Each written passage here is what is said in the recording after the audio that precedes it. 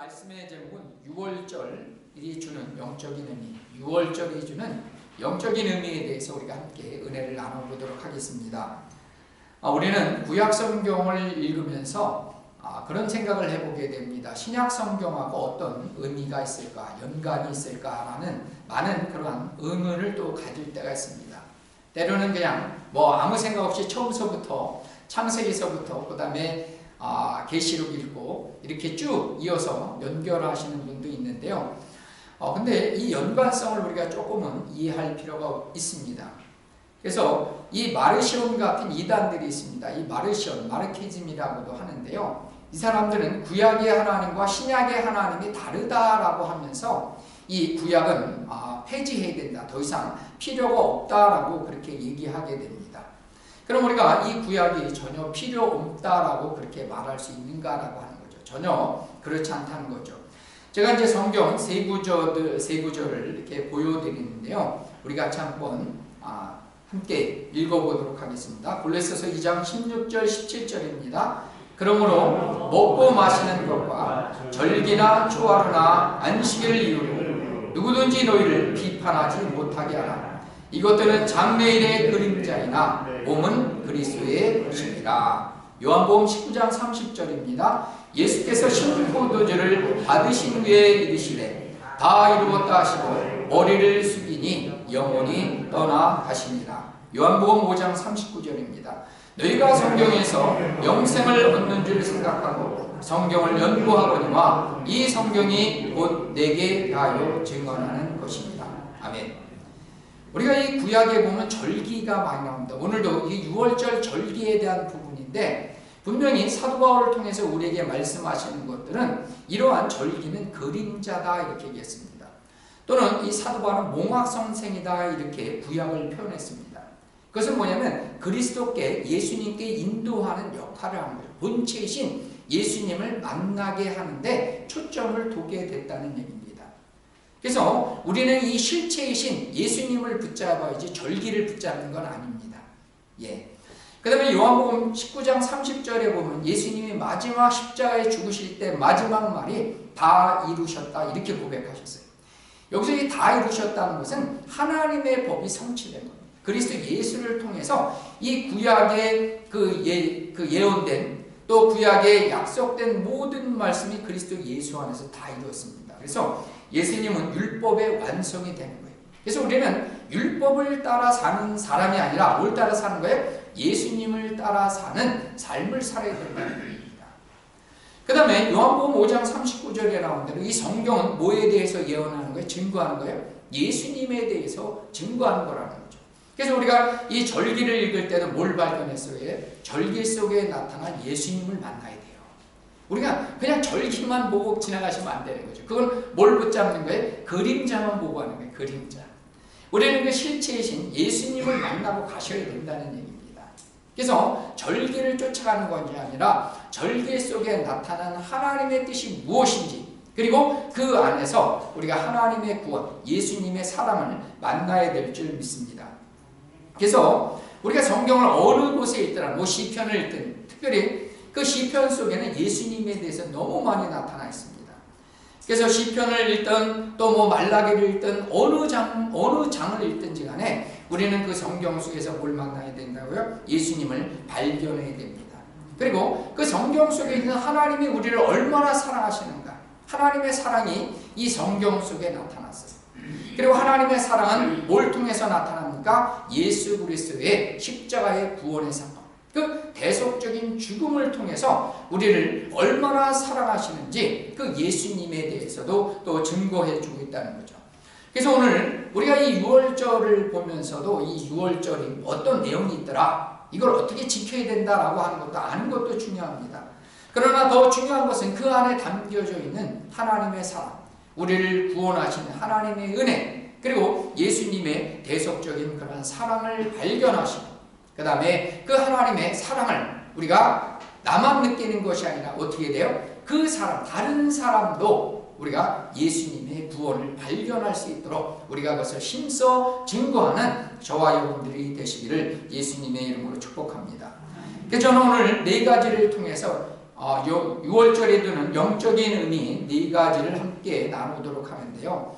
그 첫 번째는 하나님의 심판은 모든 영역, 모든 사람들이 포함된다는 얘기입니다. 하나님의 심판은 모든 사람, 모든 영역 가운데 다 포함되어 있다는 얘기입니다. 여러분, 이스라엘 백성들은 430년 동안 이제 그 애굽 땅에 살면서 노예로 살게 됩니다.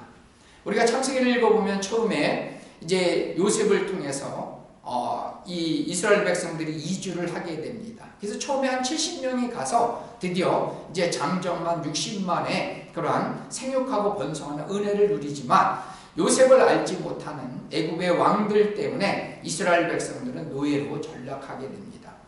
그래서 그들은 이 노예 가운데 고통을 당하면서 하나님의 약속이 뭐 있어요? 다시 한번 하나님께서 약속의 땅으로 인도해 주겠다는 그러한 약속을 그들은 믿었어요. 그래서 그들은 고통 가운데 하나님께 부르짖었고 하나님께서는 그 응답으로 이제 모세를 지도자로 세우십니다. 그래서 출애굽기 3장에 보면 가시떨기 나무 가운데 하나님은 모세를 부르십니다. 그리고 모세를 통해서 하나님의 약속을 이 바로에게 전달을 하게 됩니다. 그러나 바로는 완강하고 완악하고 그는 하나님의 말씀을 듣지 못했습니다.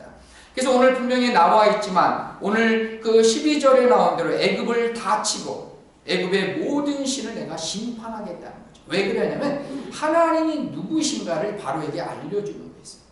그래서 그 바로가 이 왕이자 그 신과 같은 존재가 아니라 너희들이 진정 섬겨야 될 진짜 왕이 있고 그 진짜 하나님의 계심을 알게 해주는 것이었습니다. 그러나 바로는 그것을 받아들이지 않고 그의 마음은 완악해서 이스라엘 백성들을 보내지 않게 된 거죠.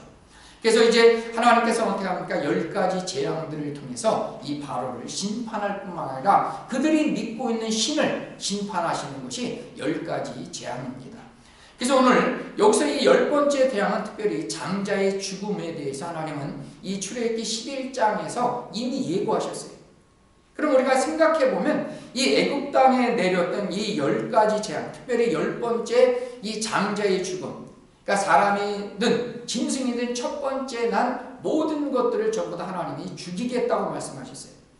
그러면 이 장자의 죽음은 애굽 땅에서 내려졌는데 이스라엘 백성들은 내려지지 않는 것일까라고 하는 겁니다.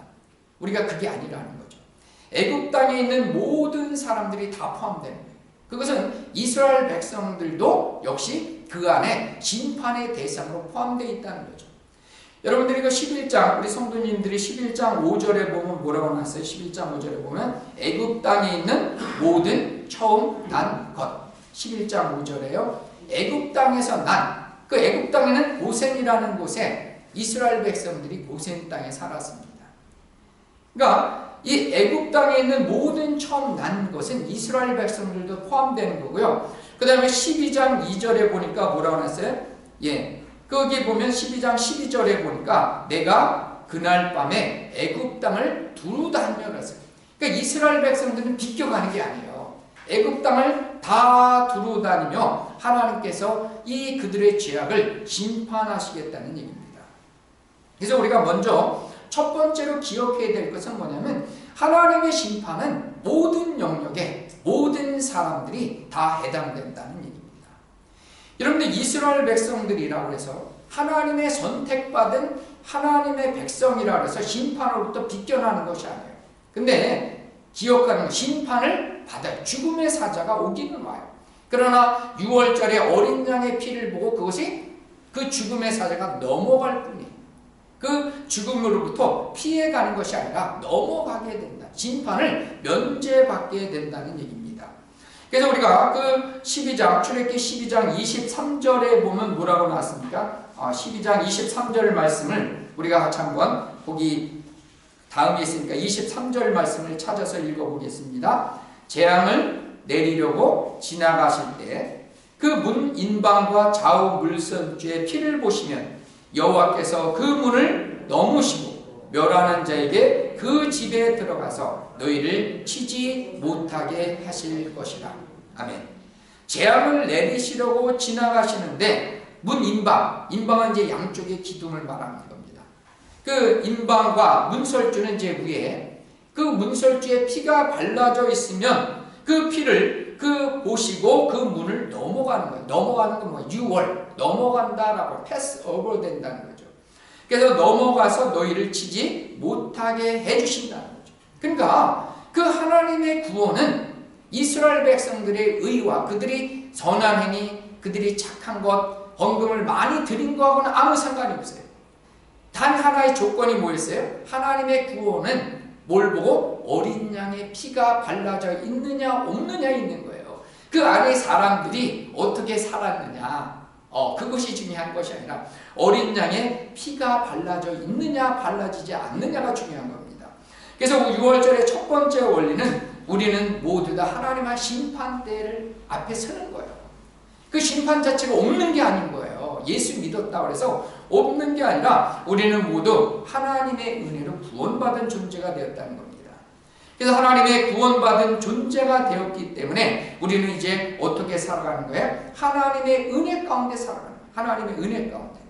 그래서 하나님의 은혜 가운데 살아서 베드로전서 4장 2절과 3절을 제가 읽어드리겠습니다. 베드로전서 2장 3절과 4절은 뭐라고 얘기하시냐면 그 후로는 다시 사람의 정욕을 따르지 않고 하나님의 뜻을 따라 육체의 남은 때를 살게 하려 합니다. 너희가 음란과 정욕과 술 취함과 방탕과 황락과 무법한 우상 숭배를 하여 이방인의 뜻을 따라 행한 것은 지나간 때에 족하도다 이런 거죠. 그래서 우리가 우리의 육신 가운데 구원받았어요. 구원받은 것은 우리의 의가 아니라는 거죠. 오직 하나님의 은혜로 구원받았기 때문에 우리는 이제 육체 가운데 살아가는 것이 아니라 우리의 육체의 남은 때를 어떻게 살아갑니까? 하나님의 뜻을 따라서 살아가라는 것이 하나님이 우리를 구원하신 이유가 된다는 겁니다. 그래서 우리가 기억해야 될 것은 우리의 의로운 행위가 아니라 우리의 구원은 오직 하나님의 은혜 가운데 구원받으심을 믿는 저와 여러분들 되시기를 축복합니다. 우리가 두 번째로 기억해야 될 것은 하나님의 구원은 뭘로서 됩니까?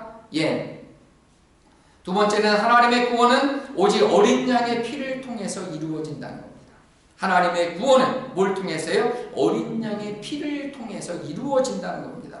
여러분, 애굽의 온 땅을 하나님께서 죽음의 사자가 이제 다 두루다니며 행한다고 했어요. 근데 그 집 앞에 문설주와 인방에 어린 양의 피가 발라져 있을 때 죽음의 사자가 그대로 넘어갔다고 했습니다. 여러분께서 어린 양의 피가 발라져 있다는 것은 단순히 우리가 인식표, 예수 믿는다는 그러한 그 인식표 장제가 아닌 거죠. 그래서 문설주와 인방에 어린 양의 피를 바른다는 것은 어떤 의미예요? 하나님의 말씀을 그대로 믿고 순종했다라고 하는 의미인 것입니다. 그래서 하나님의 심판은 어린 양을 피를 통해서 오직 구원에 이른다는 것, 그 말을 믿는 거예요. 그래서 그 말대로 그대로 행하는 거예요. 그 말씀을 믿고 그대로 행해서 그 피를 잡아서 그 어린 양을 잡아서 그 문설주에 바른 사람만 구원에 이른다는 겁니다. 그래서 얘기했지만 그 하나님의 심판은 애굽의 모든 전역에 있고 그 다음에 모든 사람이 해당됐습니다. 여러분, 이스라엘 백성들은 하나님이 택하였기 때문에 그들이 구원받은 게 아니에요. 다른 말로 하면 여러분들의 부모님이 예수 믿어서 그의 자녀들이 구원받는다는 게 아니라는 거예요. 조금 더 얘기하겠지만 그래서 믿고 순종한 사람들만 구원받는다는 거죠.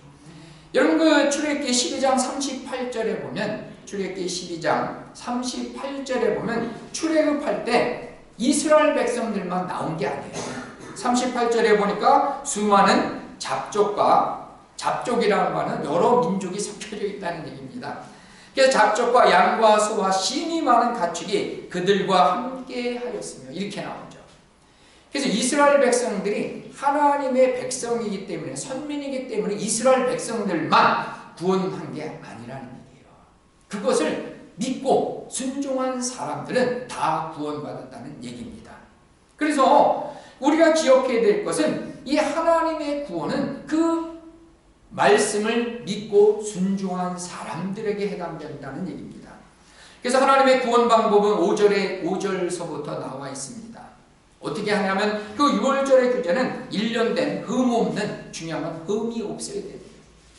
그래서 어린 양호는 염소 수컷으로 안정하고 있어요. 아무거나 하면 안 된다는 거죠. 그래서 그 짐승의 피를 좌우 문설주와 임방에 바르는 겁니다. 그래서 그 발라져 있는 피를 볼 때 죽음의 사자가 넘어간다는 거죠.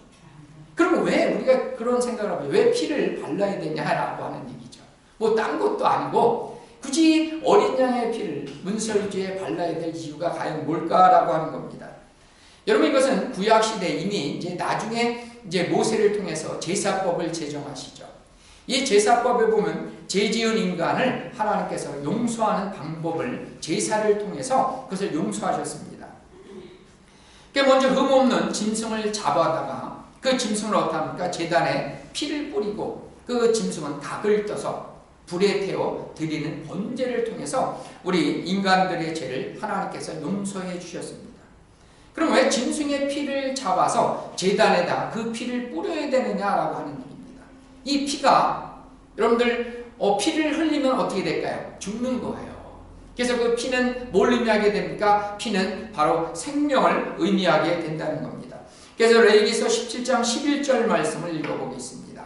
17장 11절입니다. 육체의 생명은 피에 있습니다. 내가 이 피를 너희에게 주어 제단에 뿌려 너희의 생명을 위하여 속죄하게 하였나니 생명이 피에 있으므로 피가 죄를 속하느니라. 육체의 생명은 어디 있다고 그랬어요? 피가 피에 있는 거예요. 왜냐하면 인간은 피를 흘리면 다 죽게 돼 있다는 거죠. 그래서 내가 흘려야 될 피를 누구가 흘린 거예요? 짐승을 대신 잡아서 그 피가 흘려졌을 때 내 대신 누가 죽은 거예요? 짐승이 죽은 거예요. 그러면 그 짐승이 대신 내 대신 피를 흘렸기 때문에 나는 살게 되는, 이것이 바로 대속이다 이렇게 얘기합니다. 대속적인 은혜, 대신 죽어줄 수 있는 은혜인 겁니다. 그러니까 생명의 피가 있으므로 그 피 때문에 바로 우리가 용서를 받게 되는 이런 원리가 그대로 유월절에도 적용된 겁니다. 여러분, 예수님께서는 유월절에 어린 양으로 이 땅에 오셨습니다. 그리고 죄가 없으신 그 예수님은 어린 양이 되셔서 세상 죄를 지고 가는 하나님의 어린 양이라고 했습니다. 요한복음 1장 29절에 말씀하신 대로 하나님의 어린 양이 되셔서 그 예수님은 우리 모든 죄를, 그것이 과거에 지든 현재에 되든 앞으로 지은 죄들 다 짊어지셔서, 그게 가능한 거면 그래? 하나님이시기 때문에 가능한 거예요. 하나님이시기 때문에, 능력과 전지전능하시기 때문에, 시간을 초월하신 그 하나님이기 때문에 이해가 되시죠. 저도 옛날에 이게 잠깐 이해가 안 됐어요. 하나님이기 때문에 가능한 거예요. 과거의 죄, 지금 모든 죄, 앞으로 우리 모든 죄까지도 하나님은 담당하시고 한 번에 영원한 제사를 드리셨어요. 그는 하나님이기 때문에 영원한 제사를 한 번에 속죄해 주셨다는 겁니다. 그게 좀 길지만 히브리서 9장 12절에서 14절까지 같이 한번 읽어보겠습니다. 염소와 송아지의 피로 하지 아니하고 오직 자기의 피로 영원한 속죄를 이루사 단번에 성소에 들어가셨느니라. 염소와 황소의 피와 및 암송아지의 죄를 부정한 자에게 뿌려 그 육체를 정결하게 하여 거룩하게 하거든 하물며 영원하신 성령으로 말미암아 흠없는 자기를 하나님께 드린 그리스도의 피가 어찌 너희 양심을 죽은 행실에서 깨끗하게 하고 살아계신 하나님을 섬기게 하지 못하겠느냐. 아멘. 못하겠느냐는 능히 할 수 있다는 거죠. 능히 하나님께서는 그 동정녀의 몸을 딛고 그 몸을 통해서 이 땅에 오셨습니다. 그래서 그분은 죄가 없으신 분이세요. 그래서 그분은 하나님이시지만 그는 육신의 몸을 입고 이 땅에 오셨습니다. 그리고 우리 모든 사람들의 죄를 짊어지고 성소, 정확히 말하면 지성소로 가신 거죠. 그래서 지성소에서 제사를 드렸다는 것은 그분이 제물이 되셔서 십자가에 피 흘려 죽으셨다는 거죠. 그래서 그 흘리신 보혈의 피를 믿는 우리 모두는 어떻게 되는 거예요? 지금 내가 믿으면 그 2000년대에 죽은 것이 아니라 하나님은 뭐 했어요? 현재, 과거, 미래, 시간의 주인이세요. 알파와 오메가 되신 그 하나님은 내가 2000년째 죽으셨지만 그것을 내가 지금 믿으면 지금 그 믿음은 역사하는 거예요. 현재나 어제나 동일하신 하나님이세요. 아멘이시죠? 그래서 우리가 왜 2000년째 그 돌아가신 예수님을 믿었을 때 구원이 되냐면 언제 과거, 현재, 미래 언제나 동일하신 하나님의 은혜는 여전히 효력이 발생하는 거예요.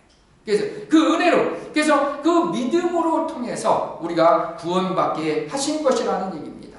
그래서 우리는 이 담대히 이제부터는 어떻게 합니까? 송아지 끌고 안 오는 거예요. 여러분들이 부자면 송아지 끌고 조금 산다 그러면 소나 양을 끌고 오지 않는 거예요. 비둘기 끌고 오지 않는, 다 가지고 오지 않은 거예요. 왜 그랬습니까? 이제는 믿음으로 예수의 피를 힘입어 교회에 나오시는 거예요. 그러니까 얼마나 감사해요. 우리가 구약적인 개념에서는 여기 뭐가 있어요? 여러분 들어오실 때부터 손 씻어야 되고 번제로 드려야 되고, 그죠? 또 그거 못 갖고 오면 들어오지조차 못 하시는 거예요, 여러분들이. 근데 우리는 어떻게 해요? 예수의 피를 힘입어 이제는 담대히 성소로 들어가는 거예요. 그래서 우리는 이 구원을 믿는 사람이기 때문에 사도 바울이 이제는 뭐라고 그래요? 그 유명한 사도행전 16장 31절에 이르되 주 예수를 믿으라 그랬어요. 그리하면 너와 내 집이 구원을 받으리라 그랬어요. 그러니까 믿기만 하면 되는 거예요. 믿기만 하면. 이게 얼마나 감사한 일이에요. 우리의 행실과 상관없이 그 예수의 보혈의 피를 믿기만 하면 구원에 이르게 되는 놀라운 은혜를 베풀어 준 게 유월절이라는 얘기입니다. 그 다음에 세 번째는 하나님의 은혜는 각자, 그죠? 구원은 각자의 믿음을 통해서 이루어진다는 거죠. 각자의 믿음을 통해서. 여러분 하나님의 그 유월절 규례를 보면 3절에 보니까 각자의 어린 양을 취할지나 했어요. 각자. 내 양을 내가 잡아야 된다. 내 양이 있어야 되는 거죠. 그 다음에 4절에 보니까 그 어린 양이, 그러니까 내가 취할 그 양이 바로 뭐야 돼? 그 어린 양이 되는 거죠. 내가 취하는 양, 남의 양이 아니라 그 어린 양은 뭐예요? 내가 취한 나의 양이 되는 거죠. 그리고 또한 뭐라고 나왔으면 너희 양을 계산할 것이며 이렇게 나왔어요. 그래서 여러분 이 구원이라고 하는 것은 얘기했지만 각자의 믿음에 따라서 이루어지는 거예요. 하나님의 구원받기 위해서 유월절을 우리가 막기 위해서는 내가 나를 위한 어린 양을 준비해야 된다는 얘기예요.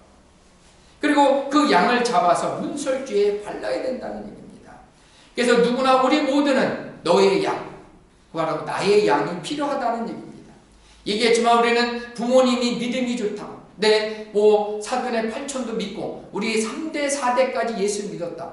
여러분 이거 정말 엄청난 축복이에요. 감사해야 될 일이죠. 그러나 부모가 믿었다고 해서 그의 자녀가 믿는 게 아니라는 얘기죠. 또한 부모의 믿음이 좋다고 자녀가 믿음이 좋은 게 절대 아니라는 얘기입니다. 내 믿음 갖고 내가 천국 가는 거라는 얘기예요. 여러분 그래서 우리는 성경은 뭐라고 그랬냐면 심서 가르치고 전해줘야 돼요. 우리가. 이렇게 하지 않으면 아무리 3대 4대 그렇게 예수를 믿어도 그의 자녀들은 하나님을 알지 못하는 또 다른 세대가 되는 거예요. 그게 사사기 시대라고 얘기했어요. 하나님을 알지 못하는 또 다른 세대가 되면 안 되는 거죠. 우리는 천대에 이르러, 아멘이시죠? 천대에 이르러 여호와의 복을 받는 하나님의 믿음의 가문이 되어야 될 줄 믿습니다. 여러분께서 야고보서 2장 18절에 보면 그렇게 나와 있습니다. 어떤 사람은 말하기를 너는 믿음이 있고 나는 행함이 있으니 행함이 없는 내 믿음을 내게 보이라. 나는 행함으로 내 믿음을 내게 보이리라 라는 거죠. 우리는 예수 믿는 나의 믿음을 보여줘야 되는 거죠. 내가 예수 믿는다는 건 어떻게 해야 할 수 있어요? 고백해야 돼요. 내가 예수를 믿고 고백하고 그 다음에 하나님의 공동체에 참여하는 거죠. 그래서 이런 믿음을 보여야 돼. 내 믿음으로 구원을 받게 되는 거죠. 어느 누구의 믿음이 아니라는 얘기입니다. 그래서 하나님의 말씀은 유월절 어린 양을 받고 잡아서 그 피를 발라야지만 구원받는다는 것을 내가 그렇게 믿고 바른 사람은 구원받는 거예요. 근데 이스라엘 백성이라 할지라도 하나님이 선택받았다 할지라도 그 집이 믿음의 가문이라 할지라도 3대 4대 믿었다 할지라도 그가 믿음이 없으면 구원받지 못한다는 얘기입니다. 그래서 우리가 고린도전서 3장 13절에도 그렇게 나와 있습니다. 같이 한번 읽어보겠습니다. 각 사람의 공적이 나타날 터인데 그날의 공적을 밝히리니 이는 불로 나타내고 그 불이 각 사람의 공적이 어떠한 것임을 시험할 것이니라. 아멘. 여러분 하나님이 심판할 때 불로 심판합니다. 그래서 그 사람의 공적이 불이 나왔을 때 그 공적이라는 건 뭐냐? 우리가 살아가면서 어떤 믿음의 삶을 살았느냐라고 하는 거예요. 여러분, 이것이 남은 것이 있어야 된다는 거예요. 그 남은 것에 따라서 하나님은 뭐예요? 상급이 달라지는 거예요. 구원은 믿음으로 받지만 하나님의 상은 뭐예요? 우리의 믿음의 삶을 통해서 쌓아지는 거예요. 근데 하나님은 불로 시험한다는 거예요. 불로. 우리에게 시험과 환난이 있는 거예요. 예수 믿고 나서 우리가 장밋빛 인생, 꽃길만 걸어가는 그런 인생이면 얼마나 좋겠어요. 근데 그렇지 않은 거죠. 오히려 어찌 보면 예수 믿고 더 큰 환난을 받을 수 있어요. 예수 믿는다는 이름 때문에, 교회 다닌다는 것 때문에 우리는 세상 사람들이 받는 것보다 어찌 보면 더 큰 환난과 고통이 있을 수 있어요. 하나님은 불로 시험할 수도 있어요. 그러나 우리가 그 가운데 뭐에 돼요? 다 없애버리면 안 돼요. 이 시험에 져서 우리가 남는 것이 없으면 안 된다는 거죠. 그래서 분명히 어떠한 것임을 하나님이 테스트한다는 거죠. 그래서 우리는 분명히 기억해야 될 것은 내 믿음으로 받을 뿐만 아니라 하나님 앞에도 상급을 받기 위해서 남는 것이 있어야 되는 거예요. 하나님께 드릴 것이 있어야 된다는 거죠. 여러분의 인생 가운데 믿음의 예수 믿는 것으로 끝나는 것이 아니라, 제가 금요일 날도 얘기했죠. 6월절 때 구원받은 거예요. 그러면 우리는 뭘 통과해야 돼요? 6월절 지나서 그 다음 뭐 해야 돼요? 7.7절. 7번이 지난 7.7절이 바로 뭐예요? 오순절 날이에요. 오순절. 그 오순절에 사도행전 2장에서 어떤 사건이 임했어요? 하나님의 성령이 부어졌어요. 믿는 모든 사람들에게 하나님의 성령이 부어지고, 그리고 그 성령을 받은 사람들이 하나님의 사역을 했다는 거죠. 그래서 사도행전에 보면 초대교회가 만들어지고, 그 복음이 이제 뭡니까? 땅 끝까지. 사도행전 1장 8절에 나온 대로 유대 땅을 넘고 온 사마리아와 땅 끝까지 이르게 되는 역사는 어디서 이루어졌어요? 우리가 6월절을 지나고 그 다음에 7.7절 오순절 날을 맞이해야 돼요. 우리 인생이 그렇게 돼야 되는 거예요. 그래서 궁금하시면 저 뒤에 제가 프린트도 있고요. 어제도 올려놨습니다. 그래서 우리 인생은 뭘 맞으셔야 돼요? 반드시 받으셔야 돼요. 성령으로 충만하셔야 돼요. 그렇지 않으면 그냥 썬데이 크리스찬, 그냥 교회에 오는 것도 간신히 오는 거예요. 여러분들이, 우리는 예수 믿고 나서 두 번째는 뭐 하셔야 돼요? 성령으로 충만해져야 돼요. 그래서 우리는 오순절날 맞아야 돼요. 그래서 그 올 마지막 주가 성령 강림주일이에요. 그래서 그 시간에는 우리가 성령에 대해서 우리가 충분히 공감하고 느낄 뿐만 아니라 성령 받는, 또 구체적으로 역사하는 은혜를 또 함께 나누려고 합니다. 그리고 우리는 어디까지나 수장절까지나, 수장절은 뭐예요? 마지막 추수 때예요. 여러분, 우리가 우리의 삶에 있어서 추수할 것이 있어야 되는 거예요. 그래서 하나님 앞에 드릴 인생이 돼야 되는 거예요. 마지막 때 와서 심판은 면제받지만 뭐 하셔야 돼요? 우리가 달란트 받은 인생에 대해서 드릴 것이 있어요. 한 달란트 그냥 묻어둬서 예수 믿는다는 거 끝나, 그런 인생들이 아닌 거예요. 우리는 2달란트 받았으면 뭐 해야 돼요? 2달란트 남기는 인생이 되셔야 돼요. 5달란트 받은 사람들은 5달란트 남기셔야 돼요. 그래서 많이 받았다고 좋은 건 아닐 수도 있어요. 내가 받은 것 그 하나만 가지고도 우리가 배로 남기시면 되는 거예요. 그냥 묻어두지 마시고. 그래서 여러분들의 인생이 이제 하나님 앞에 설 때 드릴 것이 있는 것이다. 이 세상 살면서 내 믿음을 통해서 하나님, 나의 인생이 이렇게 살았노라고 하나님 앞에, 심판대 앞에 섰을 때 하나님이 칭찬받는 저와 여러분들이 되시기를 축복합니다. 그 다음에 네 번째로 우리가 기억할 것은, 하나님의 이 6월절은 네 번째로 보면 이 6월절을 우리는 기념할 뿐만 아니라 영원히 지켜나가야 된다는 겁니다. 여러분, 7절의 이하에 보면 어린 양의 피를 바르고, 8절서부터 보면요, 이 6월절의 규례를 어떻게 지켜야 되는가 잘 설명이 나왔습니다. 근데 우리가 참 생소하죠. 그 밤은 뭐냐면 그 6월절 니산월이라고 합니다. 그래서 니산월은 우리 태양력으로 하면 3월 말이에요. 3월 말. 그래서 그 3월 말, 그 니산월, 그 3월 14일경입니다. 그래서 10일 날 양을 취하고 14일 날 잡는 거예요. 그래서 14일 날 밤에, 그 밤에, 6월절 그 밤에 고기를 불에 구워 무교병은 이제 누룩이 없는 빵입니다. 고생의 떡이에요. 이것은 예수님의 순결성을 말하기도 하고, 또 우리도 누룩과 같은 삶을 살아가는, 부패해지면 안 되는 거죠. 여러분, 누룩을 집어넣으면 좋기는 해요. 빵이 맛있게 해요.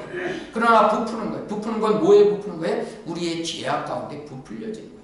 그래서 우리는 이 죄가 없는 누룩과 같은 인생 쓰지만 세상은 쓴 거예요. 고난 가운데 있지만 우리가 무교병을 먹고 어떻게 하라는 겁니까? 쓴 나물도 먹어라. 그거는 애국에서의 고통스러운 시간들을 기억하라는 얘기입니다.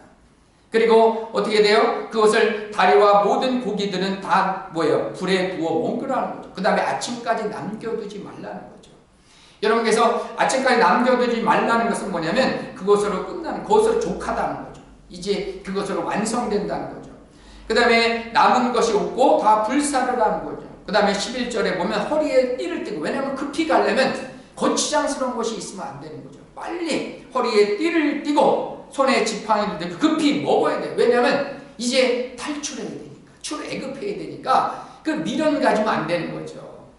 여러분들이 우리가 이 롯의 아내가 뒤를 돌아봐서 어떻게 했어요? 소금 기둥이 됐잖아요. 그 소돔과 고모라를 심판할 때 미련을 갖고 뒤를 돌아보면 어떻게 돼요? 소금 기둥이 된 거예요. 그래서 급히 이제 지팡이를 들고 어떻게 될까? 급히 먹고 빨리 나가라는 거죠. 이것이 여호와의 유월절이라는 거죠. 그래서 하나님은 이 유월절을 어떻게 지키라 그러면 대대히 지키라는 거예요. 대대로. 그래서 여러분 14절을 한번 읽어보겠습니다. 너희는 이 날을 기념하여 대대로 지켜라. 영원한 규례로 삼아서 대대로 지킬지니라. 이렇게 얘기한다는 거죠. 그러면 여러분들 가만히 생각해보면 6월절을 우리가, 제가 처음에 서론 때도 얘기했지만 이 6월절을 우리도 어린 양을 잡아서 피를 발라야 되고 누룩이 없는 무교병을 먹어야 되고, 무교병은 우리가 6월절이 지난 다음에 6일 동안 먹습니다. 그리고 6일이 지난 다음에 그래서 맥주가 처음 맺는 초실절이 되는 거예요. 그리고 초실절이 50일이 지나면 뭐가 되는 거예요? 7주가 지나면 7일이 45, 오순절이 되는 거죠. 그리고 다시 그 춘분 때 일어났고요. 다시 추분이 되면 무슨 절이 되는 거예요? 그게 바로 장막절이 되는 거죠. 수장절이 되는 거죠. 그럼 우리가 여기서 다시 한번 고민해 볼 것이, 그럼 우리는 이 6월절을 여전히 우리 삶에 대대로 지키라고 했잖아요. 그럼 이 대대로 지켜야 된다는 게 뭐냐라고 하는 거죠. 여러분 이스라엘 유대 민족들은 여전히 이 6월절을 그대로 지킨다. 문자 그대로 지키고 있어요. 그러면 우리는 이 문자 그대로 지키는 것이 아니라 그 6월절은 이미 뭐라 그랬어요? 제가 처음에도 얘기하지만 예수님 안에서 예수님의 희생 제사로 이미 다 완성된 거예요. 그래서 예수님은 구약의 모든 율법의 완성이 되시는 거예요. 그래서 우리는 예수님을 붙잡고 믿음으로 나가는 거지 6월절을 행함으로써 구원받는 게 아니라는 얘기입니다. 그러면 그 6월절은 예수님 안에 다 담겨져 있는 거예요. 그리고 예수님이 돌아가실 때 뭘 정해 주셨어요? 성찬을 정해 주셨어요. 성찬. 그래서 성찬을 정해 주시면서 예수님은 뭐라고 그랬어요? 11장 26절, 고린도전서 11장 26절을 읽어보겠습니다. 너희가 이 떡을 먹으며 이 잔을 마실 때마다 주의 죽으심을 그가 오실 때까지 전하는 것입니다. 아멘. 그래서 예수님이 십자가에 달려 죽기 전에 뭐 하셨어요? 성찬식, 주의 만찬을 하셨어요. 만찬을 하시면서 예수님이 뭐라고 했어요? 이 떡은 뭐야? 너희를 위해서 살찌끼고 피 흘리신 나의 몸이라는 거예요. 몸. 그 떡이. 그 다음에 이 잔은 뭐야? 너희의 죄를 위해서 흘리는 나의 피라는 거죠. 그래서 내가 너희들을 위해서, 너희가 죽어야 되지만 내가 너희들을 위해서 내 몸이 찢기고 창맞고 고난당하고 피 흘려 죽으셔서 그 고난을, 그 죄악을 다 용서하셨다는 것을 기념하는 것이 성찬식이에요. 그리고 우리가 그 예수님의 죽으심을 언제까지요? 그가 오실 때까지. 아까 6월절에 뭐라 했어요? 대대로 지키는 거예요. 그래서 우리는 6월절을 지키는 것이 아니라 예수님이 십자가에서 이루신 그 구원을 우리는 많은 사람들에게 전하는 거예요. 우리는 의가 없지만 우리는 하나님 앞에 자랑할 것이 없고, 우리는 그 하나님 앞에 무언가 드릴 것이 없지만 하나님의 구속의 은혜로 거저 주시는 은혜인 거예요. 너희 죄가 어떠하든지 간에 하나님은 왜? 그리스도 예수의 은혜로 통해서, 그 보혈을 통해서 우리 모두를 용서하신 그 하나님의 사랑을 우리는 어떻게 해요? 예수님이 오실 때까지 전하는 거예요. 이게 바로 6월절의 의미라는, 영적인 의미라는 거죠. 그래서 내가 구원받는 것으로 끝나는 게 아니에요. 아까 뭐라 했어요? 주 예수를 믿어라. 사도행전 16장 31절 말씀처럼 주 예수를 믿는 거예요. 그럼 내 믿음을 통해서 우리 가족을 구원시키는 거예요. 그래서 여러분들도 내가 처음 예수를 믿었던 사람이 이 중에 있을 거예요. 저도 마찬가지. 그러면 이제 뭐 하셔야 돼요, 여러분들이? 내가 예수를 믿으면 이제 내 가족을 구원시키는 그 일을 시작하셔야 되는 거예요. 그게 바로 뭐예요? 그 사도행전 1장 8절에 나온 대로 성령이 너희에게 임하면 너희가 권능을 받고 예수 믿고 권능 받아서 뭘 했어요? 우리 집안부터 먼저 믿게 하는 거예요. 그리고 구원의 역사가 이제 이 청주 땅을 넘게 하는 거예요. 그래서 우리 이 엘리나 교회만 구원받게 하는 것이 아니라 우리의 가족들, 여러분 이 청주 땅에 있는 사람들에게 구원의 복된 소식을 전하게 하는 것, 이것이 바로 유월절을 지키는 규례로 정하신, 그리고 성만찬에 참여하는, 그리고 예수 믿는 저와 여러분들의 삶이 될 줄 믿습니다. 그래서 이것은 언제까지요? 주님 오실 때까지. 왜냐하면 주님 오시면 바로 뭐야? 세상의 끝이 임하는 거예요. 세상의 끝은 제가 또 얘기했지만 그것은 심판이자 구원의 의미예요. 믿지 않는 사람은 심판을 받게 되지만 믿는 모든 우리들은 뭐 하셔야 돼요? 하나님께 구원받을 뿐만 아니라 우리가 뭘 받아요? 이제 상금을 받게 돼요. 그래서 하나님 앞에 섰을 때 칭찬받는 저와 여러분들 되시고, 여러분들을 통해서 우리가 하나님의 백성들이 많아져 또 하나님의 나라 확장되고 주님 앞에 복되게 쓰임받는 저와 여러분들 되시기를 예수님의 이름으로 축복합니다. 아멘. 우리 같이 함께 찬양하는데요, 어린 양 찬양이라는 찬양입니다. 우리 죄위에 죽으신 주님, 또 죽음에서 부활하신 영원하신 주님, 우리 같이 함께 찬양합니다.